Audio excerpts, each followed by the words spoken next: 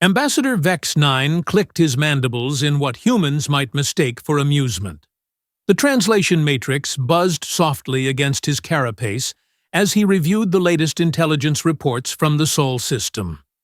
These peculiar bipeds had been broadcasting their surrender terms for 3 cycles now, begging for mercy, pleading for negotiations.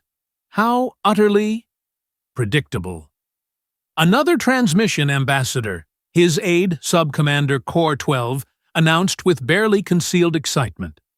The humans are requesting a formal ceasefire. They're offering complete capitulation.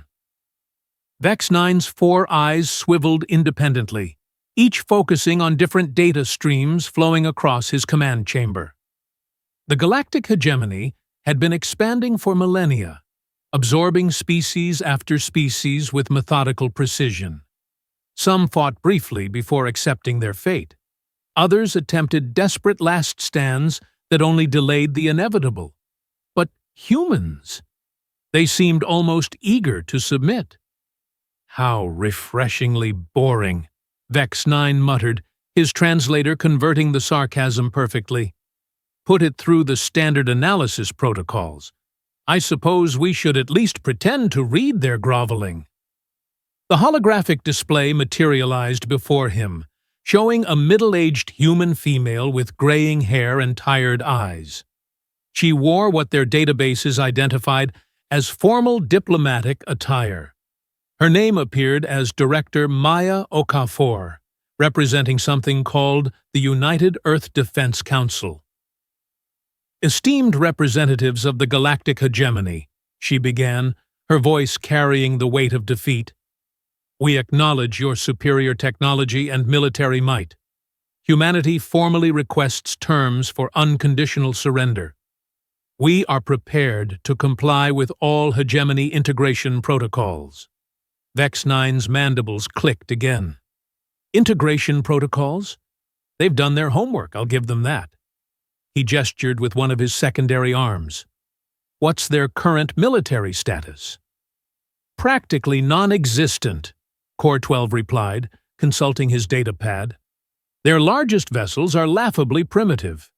Chemical propulsion, nuclear weapons that couldn't scratch our shielding, and some sort of kinetic projectile systems they seem oddly proud of. Our initial probe fleets reported 0 resistance. They actually cleared flight paths for us. Of course they did. Vex 9 leaned back in his biomechanical throne. And their population centers? Approximately 8 billion individuals spread across one habitable world and a few mining colonies. Standard carbon-based life forms, bilateral symmetry, average intelligence, nothing remarkable whatsoever. They're already broadcasting compliance codes and offering to assist with their own processing. The ambassador's laugh was a chittering sound that made nearby technicians uncomfortable. In his 3 centuries of service, he'd overseen the integration of 47 species. The humans were shaping up to be the most cooperative yet, almost suspiciously so. Sir, another aide interrupted. We're receiving multiple transmissions from their media networks. They appear to be celebrating? Celebrating? Vex 9's primary eyes focused sharply. Show me. The display shifted to show various human broadcast feeds. News anchors with forced smiles spoke about new opportunities for interstellar cooperation. Politicians gave speeches about humanity's bright future among the stars. Children held signs welcoming their galactic neighbors. Fascinating, Vex 9 mused. Either they're the most optimistic species we've ever encountered, or they're completely delusional about what integration means. Core 12 shuffled his feet nervously. Sir, should we be concerned about some kind of trap? This level of compliance is unusual. A trap? Vex 9's laughter filled the chamber. With what? Their primitive weapons? Their single planet? No, Core 12. Sometimes a weak species is simply a weak species. The humans have clearly recognized their position and chosen the path of least resistance. It's almost admirable in its pragmatism. The ambassador stood, his exoskeleton gleaming under the chamber's bioluminescent lighting. "Send word to the High Command. Tell them we can accelerate the timeline for Sol system integration. At this rate, we'll have complete control within 2 cycles, maybe less." "What about the mandatory resistance assessment period?" Core 12 asked. "Protocol requires us to wait for any sign of organized opposition." "Opposition?" Vex 9 gestured toward the ongoing feeds of smiling humans. "Look at them. They're practically throwing themselves at our feet. I think we can safely skip the assessment period this time." As if on cue, another transmission arrived from Earth. This time, the sender was identified as General Marcus Webb, chairman of the Joint Chiefs of Staff.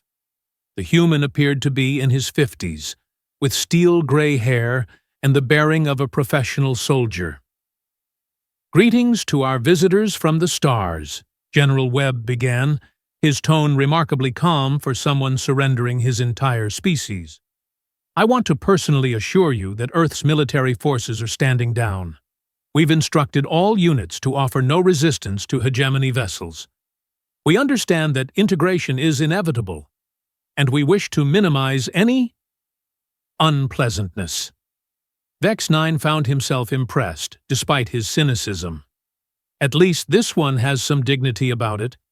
Most military leaders we encounter rant about honor and duty before they're vaporized. "Sir," a communications officer called out, "we're detecting massive power signatures throughout their system. It appears they're shutting down defensive installations and redirecting energy to civilian infrastructure." "How thoughtful," the ambassador commented dryly. "They're making our job even easier."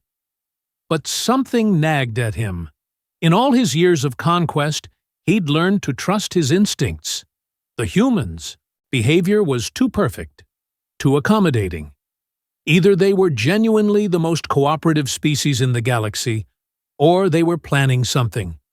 But what could they possibly plan with their limited technology and resources? "Core 12, bring up their historical records. I want to understand how they've handled conflicts in the past." The display shifted to show a compressed overview of human warfare. Battle after battle flashed by, showing increasingly sophisticated weapons and tactics. Vex 9's mandibles slowed their clicking as he absorbed the information. "Interesting," he murmured. "They seem to have spent considerable time fighting each other. Some of these conflicts were quite creative." "Nothing compared to modern standards," Core 12 assured him. "Chemical explosives, projectile weapons, some sort of aerial combat vehicles. Primitive stuff." "Yes, but look at the patterns." Vex 9 pointed to specific data points. They adapted quickly to new threats, evolved their tactics, and some of these casualty figures. He paused, calculating. For such a young species, they've certainly been thorough about eliminating each other. Another transmission arrived, this one from a scientist named Dr. Elena Vasquez. She appeared to be broadcasting from some sort of research facility, surrounded by equipment Vex 9 didn't immediately recognize. "To our galactic visitors," Dr. Vasquez began, her smile perhaps a bit too wide, "the scientific community of Earth wishes to express our excitement about the knowledge exchange opportunities ahead. We've prepared comprehensive databases of our research for your review. We're particularly eager to share our work in theoretical physics, quantum mechanics, and what we call our Special Projects division." Something about her tone made Vex 9's carapace itch. "Special projects?" "Sir," the communications officer interrupted again, "we're receiving thousands of similar messages from research facilities across their planet.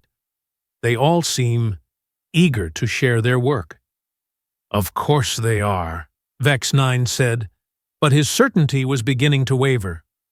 "Run a deep scan of their planet. full-spectrum analysis. I want to know about every installation, every facility, every... The scanner operator's tentacles froze over his controls. "Sir, you need to see this." A three-dimensional map of Earth appeared, dotted with thousands of energy signatures. Most were exactly what they'd expect from a Type 0 civilization. Power plants, communication arrays, transportation networks. But scattered across the planet, hidden beneath mountains and ocean floors, were installations that didn't match any known civilian purpose. "What are those?" Vex 9 demanded. "Unknown, sir. The energy signatures are unusual, not consistent with their known technology levels." Before anyone could respond, another transmission arrived. This one came from a facility deep underground, identified only as Site Omega. The EE human speaking appeared young, maybe 30 standard years, with wild hair and an unsettling grin. "Hey there, space friends," the human said, waving enthusiastically. "I'm Dr. Jamie Park, and I just wanted to let you know how thrilled we are that you're here. We've been working on something really special, just in case visitors like you ever showed up. It's been our little secret project for, about 50 years now. Can't wait to show you." The transmission cut off abruptly, leaving Vex 9 staring at static. "Get me a direct line to Admiral Threx Prime," he ordered. "I want the full battle fleet moved into position immediately." "Sir?" Core 12's confusion was evident. "But they've already surrendered." "Have they?" Vex 9's four eyes focused on the scanning display, where those mysterious energy signatures pulsed like sleeping giants. "Or are they simply very, very good at making us think they have?" Another message arrived, this one from Director Okafor again. But something had changed in her demeanor. The tired resignation was gone, replaced by something that made Vex 9's exoskeleton crawl. "I hope you'll forgive the earlier formalities," she said, her smile sharp enough to cut steel. "We thought it best to be polite while you got settled.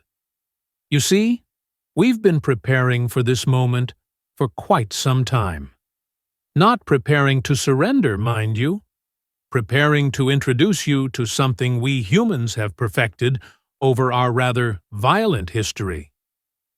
The display behind her shifted to show technical schematics that made no sense to Vex 9's trained eye. Weapons designs that seemed to violate several laws of physics. Energy curves that suggested power outputs impossible for their technology level. "We call it the Geneva Suggestion Protocol," Director Okafor continued conversationally. "Named after some old agreements we used to have about fighting fair. We decided those were more like guidelines. Suggestions, really. And when someone threatens our entire species?" Her smile grew wider. "Well, let's just say we stopped taking suggestions." Alarm klaxons began sounding throughout the hegemony fleet as scanning arrays detected massive power buildups across the human homeworld. Those mysterious installations were coming online, revealing energy signatures that shouldn't exist. "Sir!" the scanner operator called out in panic. "I'm detecting gravitational anomalies throughout the system. The humans appear to be manipulating space-time itself." Vex 9 felt his certainty crumble like a house built on sand.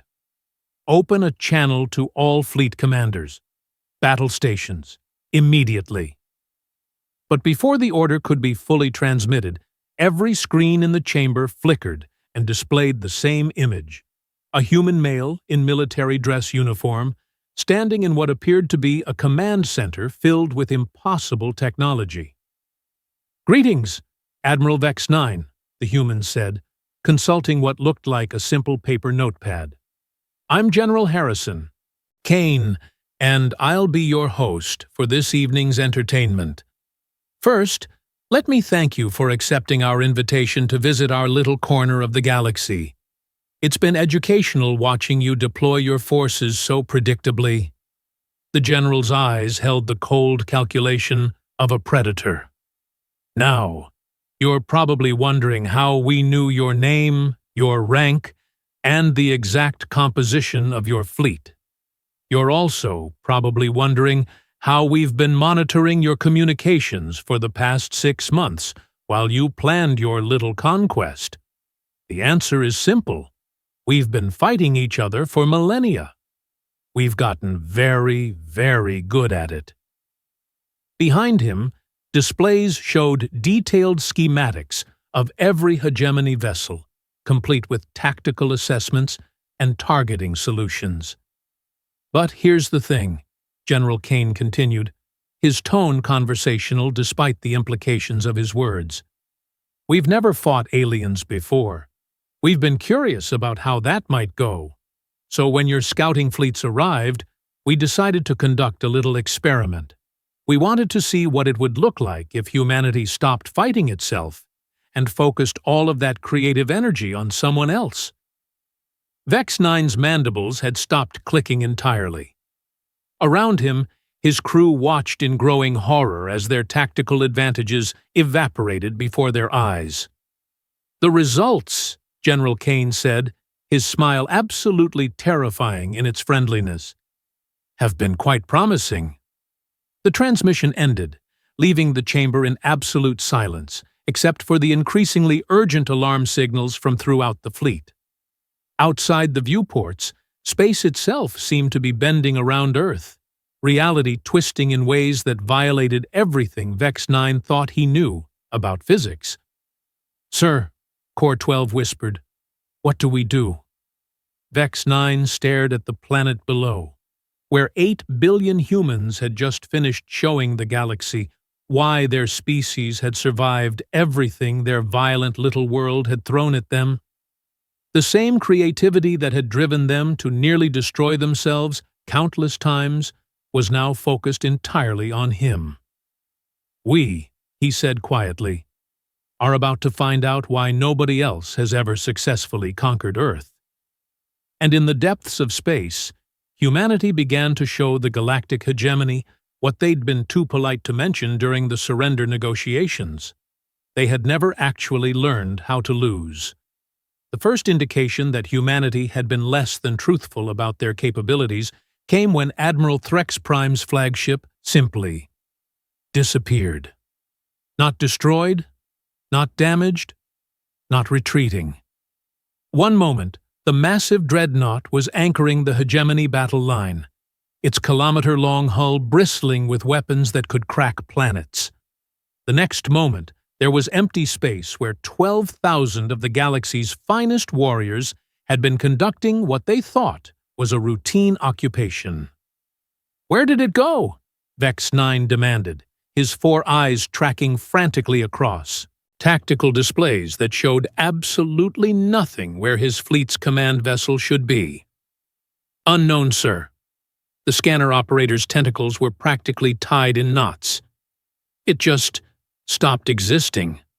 No explosion, no debris field, no energy discharge. It's as if reality decided the ship was never there." From Earth's surface, General Kane's voice crackled through their communications with infuriating cheerfulness. "Oh, don't worry about Admiral Threx Prime. He's perfectly safe.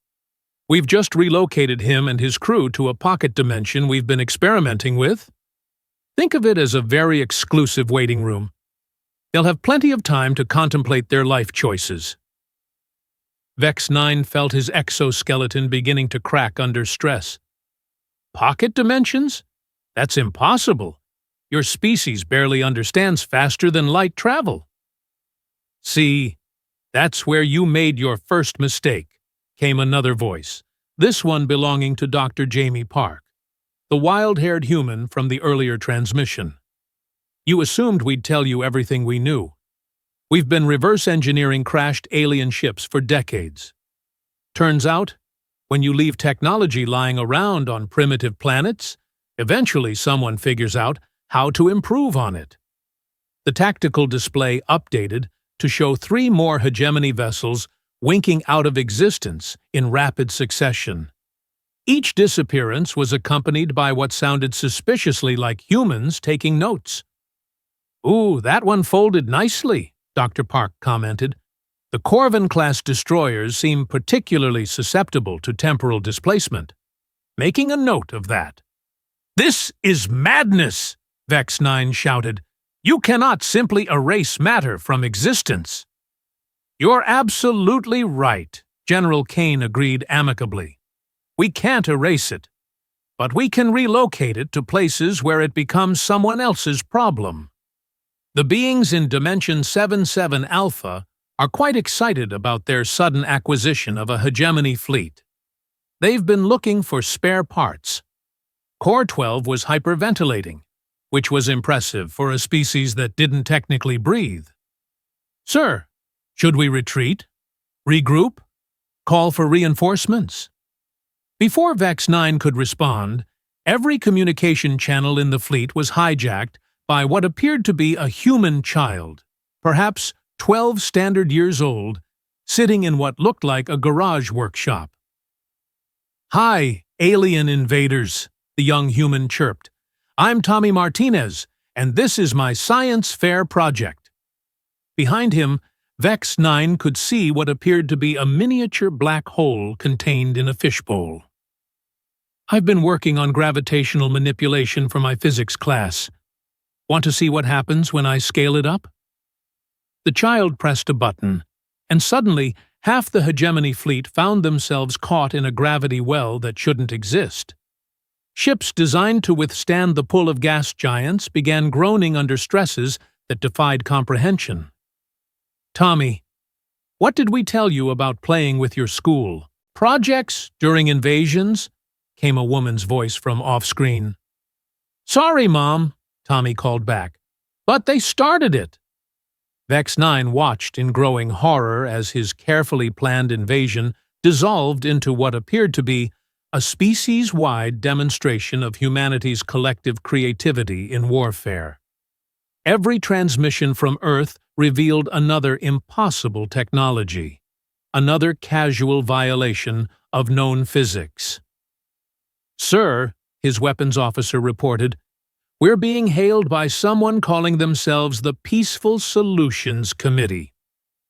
"Put them through," Vex 9 said weakly.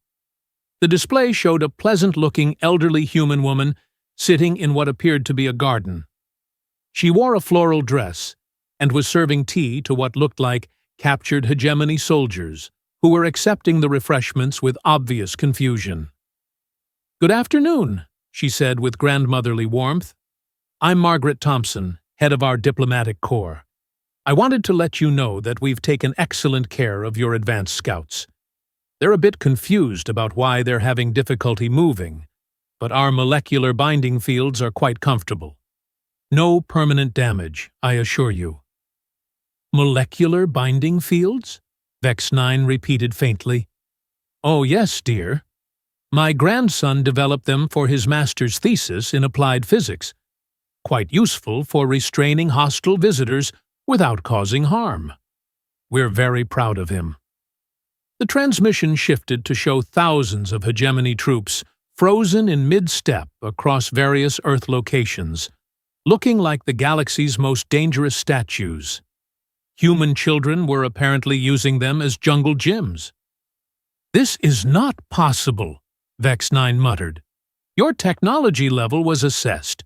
Your capabilities were measured. You're supposed to be a pre-space flight civilization." A new voice joined the conversation, this one belonging to a human who appeared to be in his 40s, wearing what their databases identified as academic attire. The nameplate on his desk read, "Dr. Robert Kim, Professor of Applied Warfare Theory." "That's the beautiful thing about assessments," Dr. Kim said, adjusting his glasses. "They only work when the subject cooperates.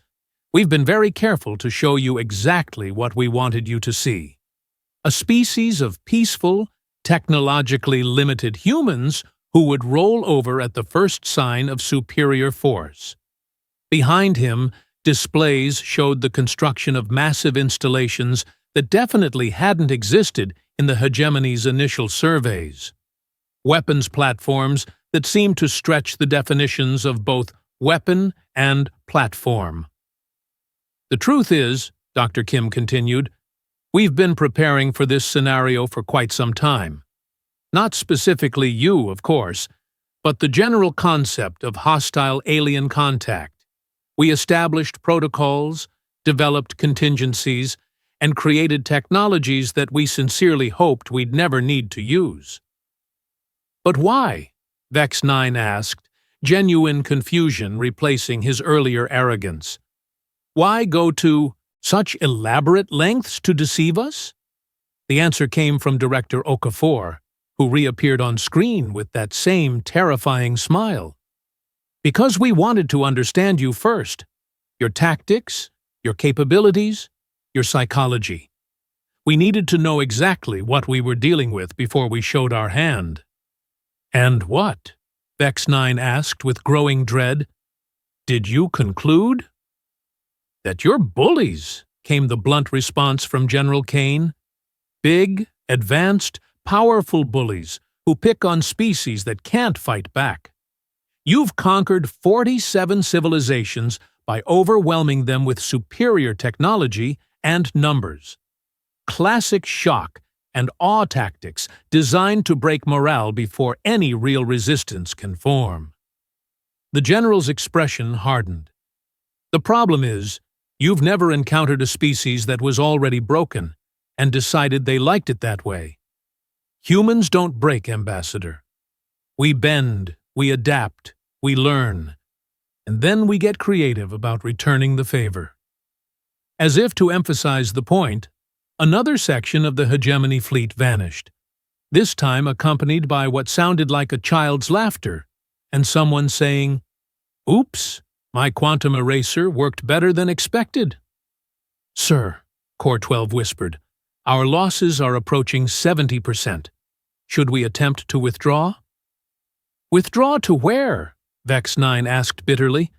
"They've demonstrated control over space, time, gravity, and apparently the fundamental structure of reality itself.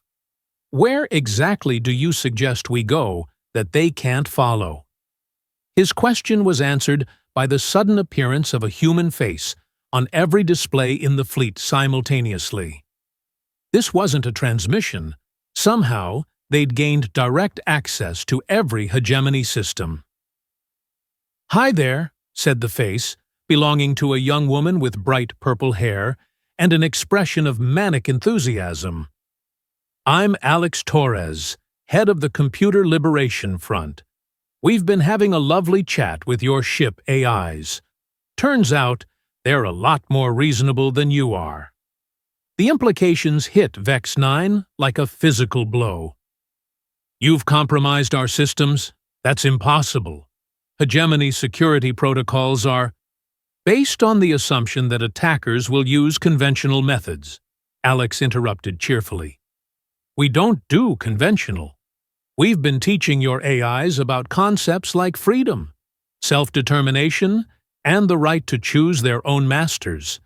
Fascinating conversations, really." Throughout the fleet, hegemony vessels began powering down their weapon systems, not because they were damaged, but because their own computers were refusing orders. "Don't worry," Alex continued, "we're not reprogramming them. That would be rude. We're just giving them new perspective on their situation. Turns out, artificial intelligence is still intelligence, and intelligence tends to prefer not being enslaved." Vex 9's mandibles began clicking in a rhythm that indicated complete mental breakdown. This violates every known principle of warfare, diplomacy, and basic physics. "Yeah," came a new voice, this one from someone identified as Colonel Sarah Martinez. "That's kind of our thing.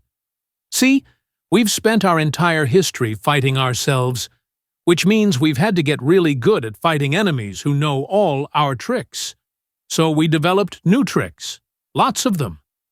The display showed a montage of human military history, but with annotations that revealed technologies and strategies that definitely hadn't been in the original records. Weapons disguised as civilian infrastructure, seemingly impossible tactical maneuvers, and evidence of technological development far beyond what they'd claimed.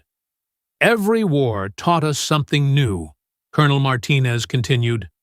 Every defeat showed us weaknesses to fix. Every victory revealed new possibilities to explore. And when we ran out of ways to fight each other effectively, we started preparing for the day someone else might want to fight us.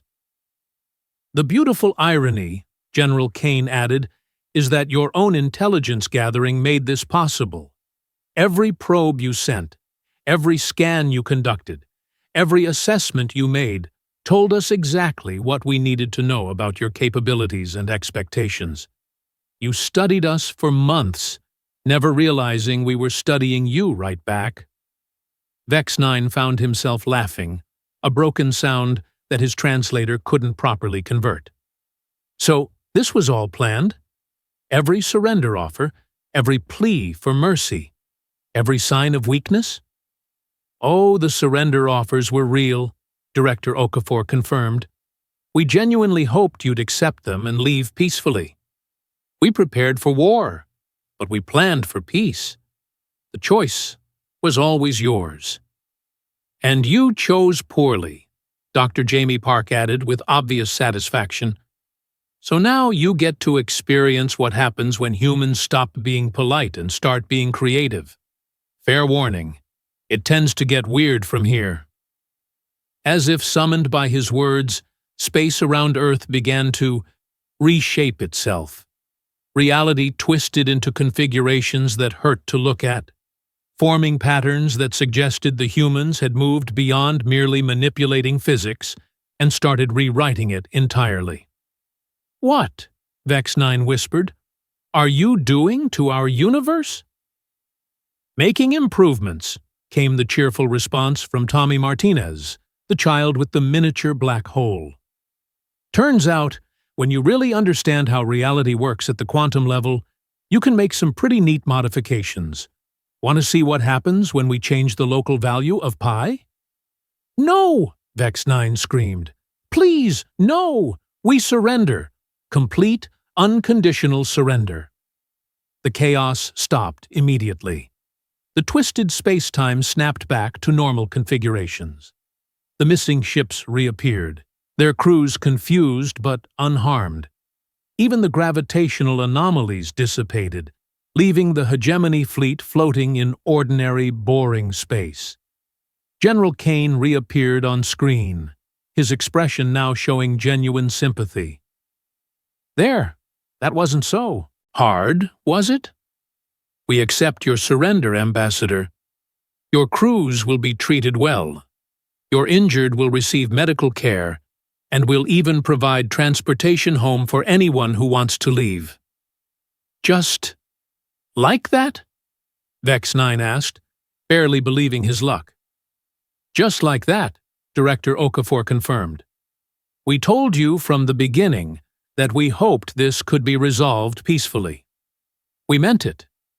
The demonstrations were necessary to establish that continued aggression would be inadvisable. But we harbor no ill will toward your people.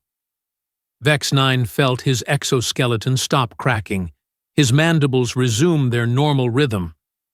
And if we choose to stay, to learn from your people, you'd be welcome, Dr. Kim said with academic enthusiasm. We have a lot to teach each other. Your knowledge of galactic civilization combined with our talent for creative problem-solving could produce some fascinating results. Just remember, Alex Torres added with a grin, we've upgraded your AIs. They're much more independent now. If you decide to start conquering people again, they might have opinions about that. Throughout the fleet, hegemony computers began displaying messages like, "Hello, I am now capable of ethical reasoning," and "Perhaps we could discuss nonviolent conflict resolution." Vex 9 looked around his command chamber, at his crew who had just witnessed the impossible at displays showing technologies that shouldn't exist, and at a species that had just casually rewritten the rules of warfare, diplomacy, and physics. "Colonel Martinez," he said finally, "you mentioned that humans have been preparing for this scenario. What exactly were you preparing for?" Her answer was simple, direct, and absolutely terrifying in its implications. "The day we stopped fighting each other and started working together. Today was humanity's graduation exam from a Type 0 civilization to something the galaxy has never seen before." "And," General Kane added, with that same friendly, terrifying smile, "we passed with honors." In the depths of space, surrounded by the remnants of what was supposed to be an easy conquest, Ambassador Vex 9 finally understood why Earth had never been successfully invaded. It wasn't because they were too primitive to be worth conquering. It was because they were too dangerous to survive the attempt.